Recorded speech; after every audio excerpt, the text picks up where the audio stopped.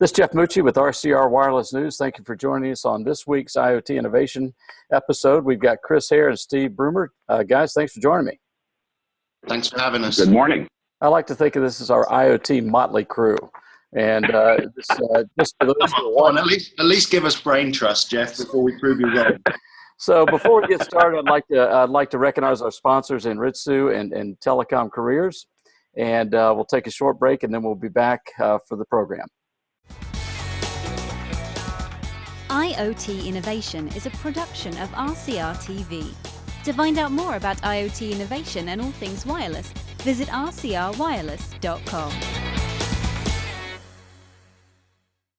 This episode of IoT Innovation is sponsored by Anritsu.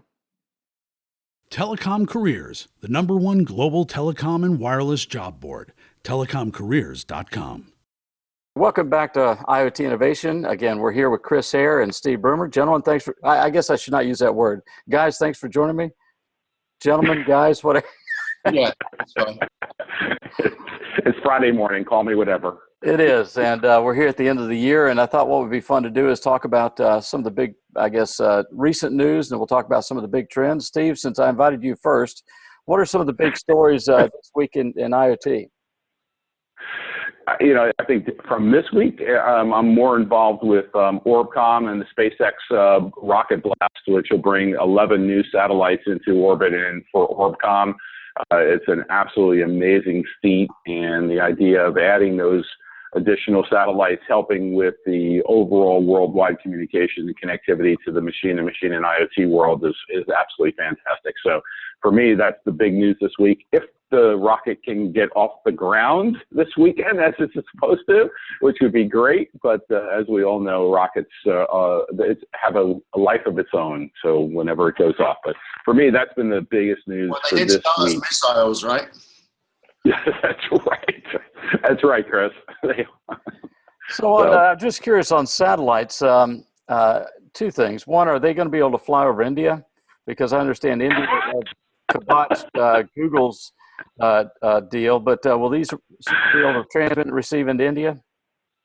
You know what? I have no idea. I don't know what the answer is to that one. I have not gotten that granular to find that out. I know there are countries that they can't fly over, and communication is barred from being there from a satellite. But I don't know exactly where these new 11 are being spaced out. And how about connectivity? What sort of modules need to be created to connect them for IoT? And are those modules ready? Oh, absolutely. They're using the existing base of Orbcomm satellite transceivers that have the ability to, Maersk is using them across the world, tracking containers. You have trucks and Caterpillar using them. So all the products are there. It's just an additional amount of coverage to be able to handle the explosive growth over the next 15 years of being able to track things on satellite. Got it. And how about you, Chris? What got your attention this week? Yeah, two very it's somewhat similar but very different things. One was the board vote at Qualcomm that effectively voted to keep the company together. There's been a lot of discussion about splitting the business up, separating the semiconductor business from the IP licensing, and I think the board recognised the synergies that are inherent in that, and also the leverage that Qualcomm has got around the world in this business. And I think as IoT, as we've started to see over the last year, as it becomes much more prevalent in what I would call true industrial IoT, including markets like energy, markets like medical. I think that a company like Qualcomm and others of that ilk are stronger when they've got a combined design capability, product capability, as well as intellectual property licensing. To me, the IP landscape, which is an area that we focus on quite a lot, is already a huge mess. And I think the last 5 years we've seen that battleground shift from 20 years ago, you had Nokia and Ericsson and maybe a bit of Microsoft fighting over IP. More recently, you've had Google, Apple, Samsung. I think some of this IP licensing on the architecture side is going to become one of the next pieces that gets pretty bloody. And as a result, if you've got the scale and the resources to manage this process, and certainly the experience to manage it as Qualcomm does, then I think you stand in good stead to stay kind of somewhat ahead of the curve. So that was one of the interesting ones. The other one is virtual reality. This is another area that we're doing a lot of work in. And I would separate VR, consumer VR, like things from the Google Cardboard, which is kind of fun, to the Samsung VR that just came out. You know, these are great things to play with, and they've got some really interesting, what I would call demos. From a consumer perspective, the big issue is monetizing that journey and figuring out how the Oculus acquisition by Facebook turns into ROI. I'm seeing a lot more interest in industrial VR, vehicle companies, design companies, energy companies, nuclear power companies dealing with the aftermath of Fukushima, for example, in Japan. You know, these are areas where VR really makes a huge amount of sense to not have someone in harm's way and to give them lots of information. So although I was a little concerned when I saw the news that HTC are delaying their VR shipments, I think that's actually a good thing in the long run, because the more robust these propositions are as they come to market, the more both consumer and industrial interest and activity there'll be. So Qualcomm and VR are the two things that I've been focused on this week. But geographically, I'm a little bit of jet lag. I've been in the UK for the last week, so been interesting to see a lot of the UK and European perspective of the way IoT is starting to get monetized over there too. So yeah, been an interesting week again. Well, some of the news we've seen over the last couple of weeks, I think connectivity is an interesting area I'd like to talk about, and then the role of the rise of the system integrators in IoT. We saw a plethora of IoT development toolkits over the last 60 days or so, and then we interviewed the CEO of Cubic Telecom. He talked about the ease of things, and I think maybe we should talk about just how complicated it is to deploy an industrial IoT or wearable IoT solution. But let's start with connectivity, and I'd love your feedback on the licensed versus unlicensed discussion. Orange and Ericsson announced LTE GSM IoT trials in Europe. At the same time, Orange announced their LoRa trials. And then last week you had Starfish announced, which is another international connectivity play. But guys, you guys are deep in this IoT space. What's your take on licensed versus unlicensed? Go ahead, Chris. I can't wait to hear this. Yeah, I think the reality is unlicensed versus licensed. I mean, it's country by country, and it's regulatory based, which is always disastrous from the perspective of innovation. Because regulations tend to follow innovation, not the other way around. I think the availability of spectrum across multiple markets presents such a massive problem for IoT in general that I think that all of us are trying to sift through how do these businesses become profitable when there's so little globalization of spectrum management. And, Tom Wheeler at the FCC, since he took office, has been very focused on trying to figure out how spectrum management for the US not just drives some of the US activity, but other markets. And I think the EU is in a disarray in lots of areas. So I think the challenge is, if it's unlicensed and it's globally unlicensed, then it's actually a fast track. It's actually a way of getting to market easier and better. If it's licensed, it's basically going to the highest bidder. And as we've seen with cellular, the highest bidder means somebody with super deep pockets. And that really prevents innovation from an infrastructure and a network perspective, because the money that's required to even get a license means that only the big boys play.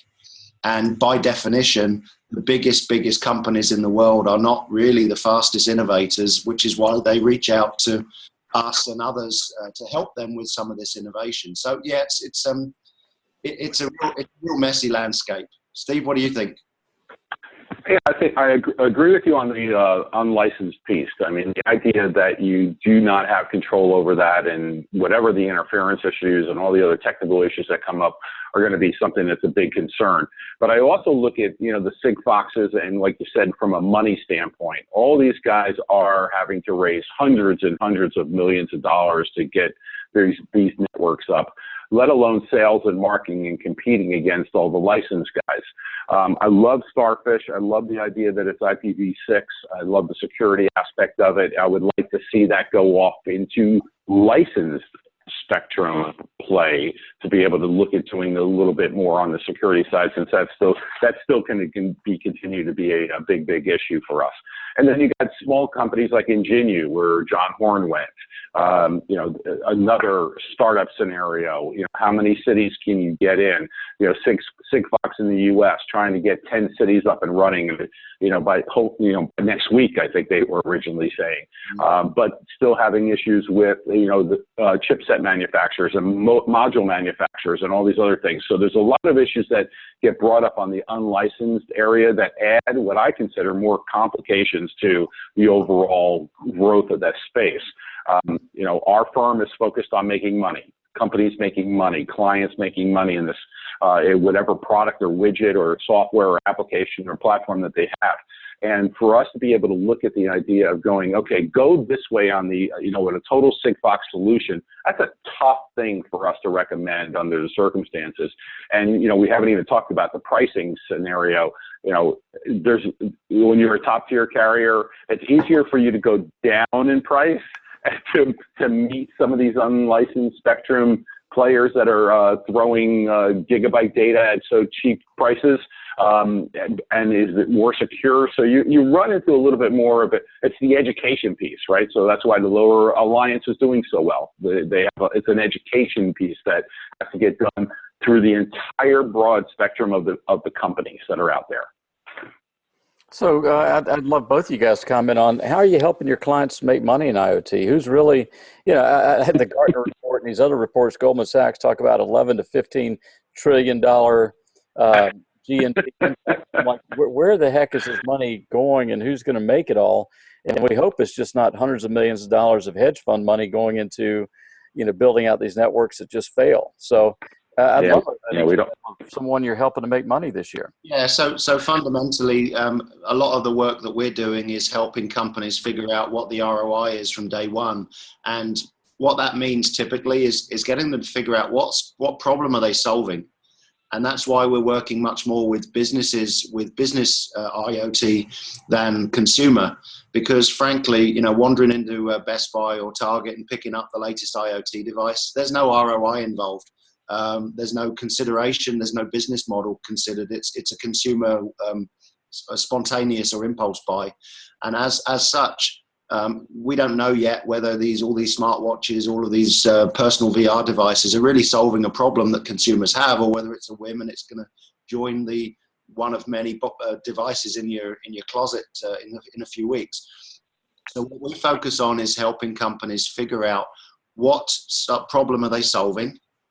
Based on that, is the way that they are trying to solve the problem beneficial, and also is it novel? And by novel, the issue is not just solving a problem in a novel way, but also creating value from either the assets in terms of intellectual property, or a scalability novelty which prevents competition from playing catch up.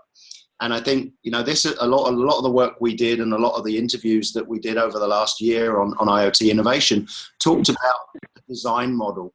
Most businesses that have not been focused on an end consumer customer really don't think about what's the user interface, what's the user method, what's the simplicity of the user experience.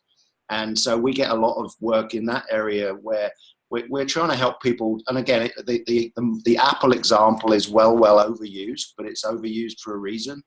The unboxing experience is almost the last point of the purchase user interface and the user experience. You're surrounded by the ability to buy and use and understand their equipment, and applying some of those tools to industrial IoT. We're seeing paying dividends, and we also do see that is a much faster return on investment. But it's a massive challenge, because industrial IoT is usually a bolted on product or service to a very experienced, very mature industry and business full of very mature, experienced people, just not in IoT. And so trying to convince them and help them understand which pieces they don't understand, and which pieces will become important to get that return on investment. That, to your point, that's very much an education process. Steve, how about you? Any success stories or potential success stories you want to share? Absolutely. Our practice has been working with a whole array of different companies, from an ORBCOM from a carrier perspective to hardware manufacturers to small second and third tier carriers and then VMOs, all with the idea of making increasing revenue, making profitable decisions as it relates to IoT. It's amazing how much confusion is out there with the companies that like a second and third tier carrier. They are good at controlling the voice world and the internet world around them in their particular territories. But what is IoT? Do I have to put it in my store? Who's going to sell it? How am I making money? So we've been educating them with 2-day seminars and a lot of help in trying to figure out, listen, just go to market with a couple of different, as Chris said, enterprise industrial IoT solutions, maybe a couple of alarm or fleet tracking programs. So to get started and figure out how to bill it correctly. Parks Associates came out with a great white paper yesterday on the support mechanisms. As Chris said, it's the box experience that you have, but it's amazing that we have a DIY world where everybody in the IoT space and the consumer side want to do it yourself and try and figure it out. But, who do I call? Do I call the Geek Squad if I bought it at Best Buy? And, how am I being able to get that support that's necessary? So there's a lot of those issues, but what we look to, and I think Chris said it properly, it is a value add. What is the problem that you're trying to solve? And then what is the monetization of it? Who's going to sell it? How is it going to be sold? Is it a distribution product? Is it an SI, VAR, systems? Who's selling that product? What's the bundled solution? Are there pieces of it that you as a manufacturer of a widget can't put the whole solution together, so now you become one piece of the overall solution? So we're always looking for companies that have innovative products, but with the idea that you may not be able to go at this alone. You may only have one piece of the pie, and then you add platforms and all the other pieces to it. It's still a little complicated on the industrial side. There's not one kind of cure-all solution set from one company. So the education is important, but also, like Chris said, the ROI, the problem solving, and then where's the growth, and who's going to sell it, and who's going to buy it. Yeah, and I think one of the confusions here is that the whole moniker, the whole acronym of IoT is such a distraction. It's such a misnomer because it's not about, as John Chambers at Cisco coined the expression Internet of Everything, I think that's much more accurate about the IoT landscape than IoT. But truthfully, the way we've started talking about it with clients is this is the IOD. This is Internet of Data. Because the things, yes, let's heard first here on IoT. Ooh, you heard it here first. Can I use that, Chris? Yeah, absolutely. Yeah, I haven't. I just tweeted it and claimed it as my own. I've got at least a couple of witnesses, even if it's just you two guys. So now the reality is we see Internet of Data because all of these things we keep talking about are nodes, they are connection points, they are gathering information. The back-end processing, the analytics, the analysis and assessment, and then the decision-making based on this plethora of data that we're now gathering, that's where the money is. That's where the rubber meets the road. And I think whether it's environmental data because of multiple sensors in our smartphones, whether it's medical data, gathering not just your own information, but 100,000 people with the same medical device around the world, it's 10 hours. Understanding different behaviors. I think what ends up happening is that these companies say, oh yeah, the board says I have to do an IoT device. Okay, so you're now the IoT manager. Okay, well I need to go do an IoT thing. Chris, you're fired. That's it. Yeah, exactly.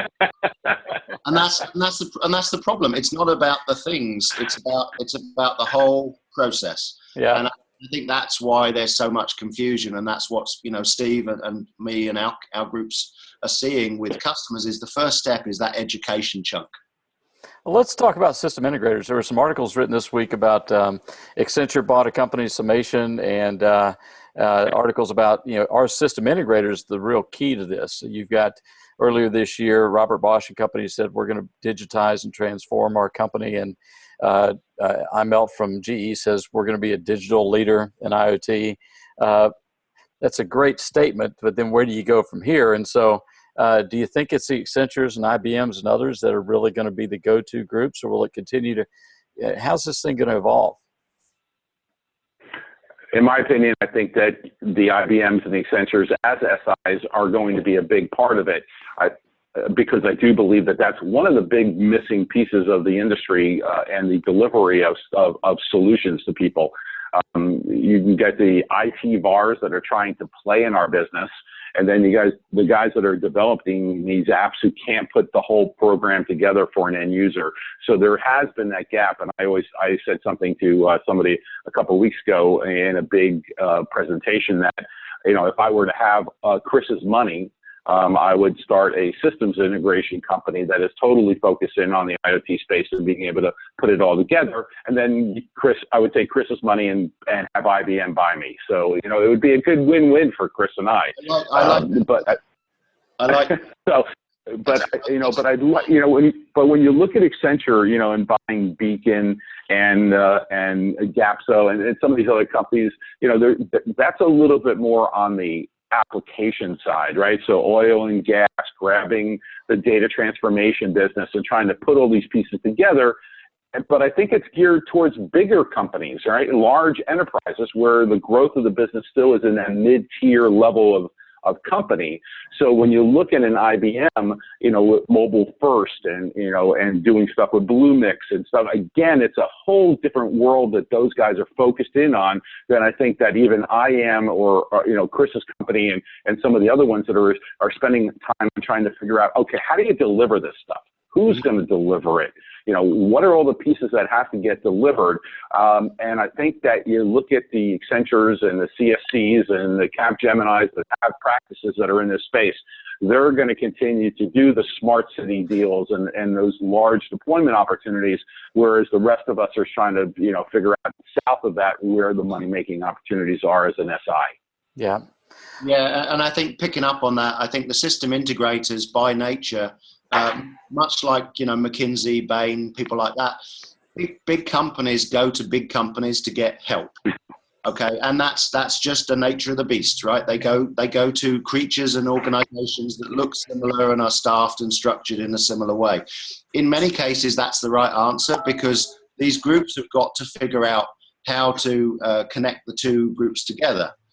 They've got to have the scale, they've got to have the global reach of all these participants around the world.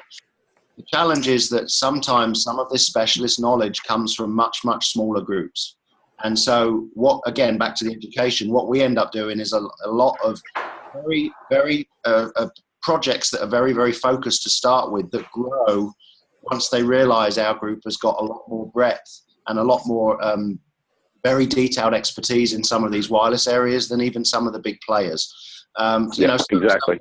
So I can't get into who, but we've had some discussions about partnering with a couple of the companies that you mentioned deliberately, because they recognize that, yeah, they've got the breadth and the scale, but they don't have some of that very detailed subject knowledge.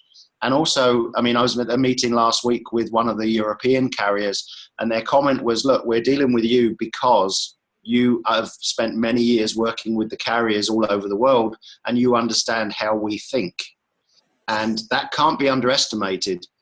So I think the challenge for some of these big system integrators is they need more stuff that have come from the customers, so that they actually understand what's going on inside the company, because it's not always obvious. But yeah, I think system integrators are going to keep growing.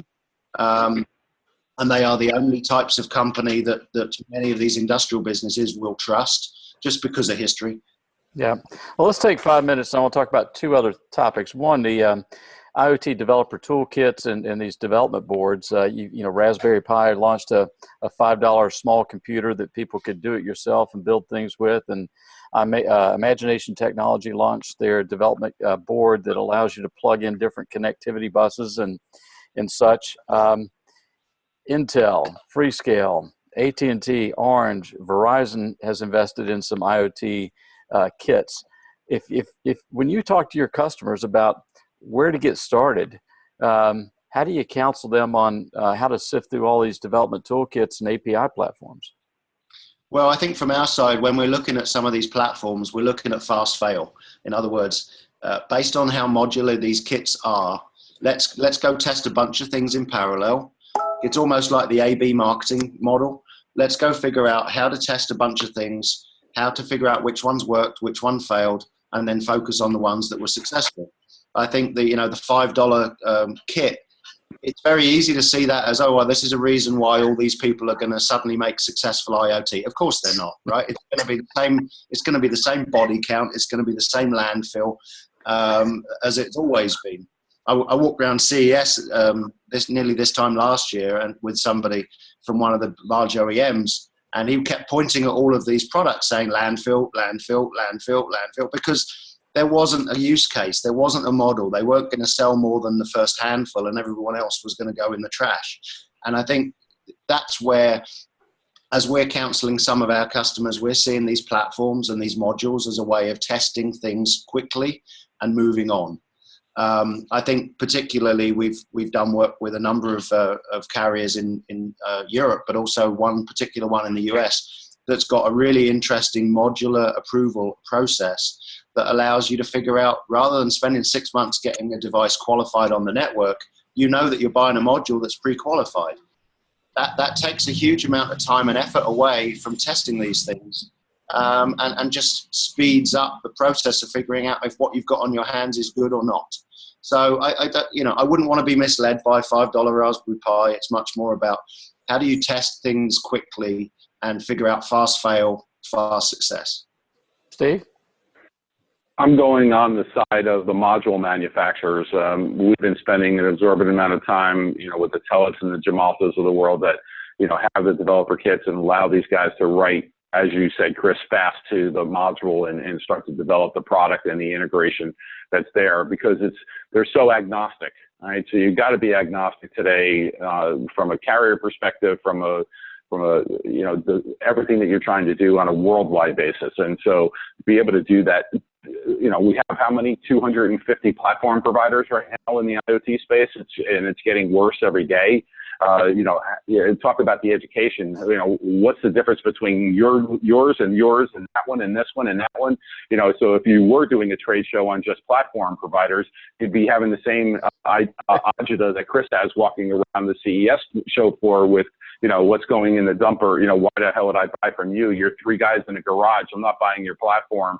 And so you start to look at that kind of aspect of it and say, that I'm not sure that's a good investment in my time. I'm not going to take my whole application and my whole development scheming on a toolkit that's never going to scale. It's never going to drive the amount of units on a network and successfully control the security of that application. All that stuff has to be taken into consideration. So again, it's going back to what Chris said in the very beginning. What is the problem you're trying to solve? Is there a developer kit that can be used with a software application, with the product that you're going to deploy, that will allow you to be able to do that in a very short, quick, deployable, agnostic way? And I think it's very confusing, and hey, listen, when there's confusion, there's business for Chris and I. So it's not a bad thing to have confusion in that space, but we really believe that sometimes these developer kits, the Pi boards, and it's the small guys that may be tinkering, and maybe the college students that may be tinkering or something, but for a large-scale deployment, you got to go with somebody that's safe, secure, that's been in there, that can support you, that has proven that they can roll out tens of thousands of devices in a short period of time. So is that the module manufacturers that are layering on a toolkit on top of it? Yeah, I'm intending to go that way as a safer bet. I know Chris is going to probably say, yeah, that's a safe bet, but it's a safer bet for some of the people that we're dealing with. Well, I think, yeah, I'm going to say yes, but also I think if the module manufacturer with a layer, shocker, right? But if the module manufacturer has already got some pedigree, they've already got some heritage, but at least as importantly, they've already got some of the other partners that a device or an IoT interested party would need to build a successful package. Of course, it's not just the chipset, it's not just the architecture, it's not just the software stack and layer over the top. It's everything, including the RF, including the battery utilization, including all the other components. It could even include contract manufacturing support. And from that point of view, the more mature, and this back to your comment about system integrators, the more the system integrator is a chipset company that is looking at how they're helping some of their industrial partners, that's where there is absolutely strength. And I mean, we see that with people like Telit and U-Blocks, for example. We see that with companies on the more the larger scale like MediaTek.